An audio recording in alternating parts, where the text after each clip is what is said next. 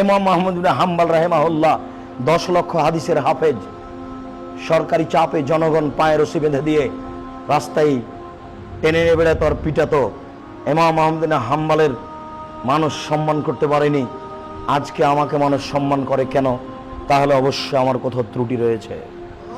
ইমাম আবু হানিফা রাহিমাহুল্লাহর মতো মানুষকে মানুষ জেলখানায় বন্দি করে দৈনন্দিন সকালে 10 লাঠি বিকালে 10 লাঠি করে পিটিয়ে শেষ পর্যন্ত বিষ পান করিয়ে মেরে ফেলেছে।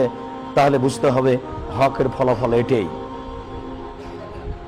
হকের ফলাফল কৌশল নয়, হকের ফলাফল কোরআন এবং হাদিস। হকের ফলাফল সমাজ তাকে মেনে নেবে না। সমাজে যা আছে হক তার উল্টা, সমাজ যা পালন করে ভোগ করে হক তার উল্টা। যদি মানুষ ইমাম আহমদ ইবনে হাম্বলকে, ইমাম শাফি, ইমাম মালিককে মেনে নিতে পারে, তাহলে আজকে আমাকে মেনে নিবে কেন? আমাকে মেনে নিবে না, এ কথাই ঠিক।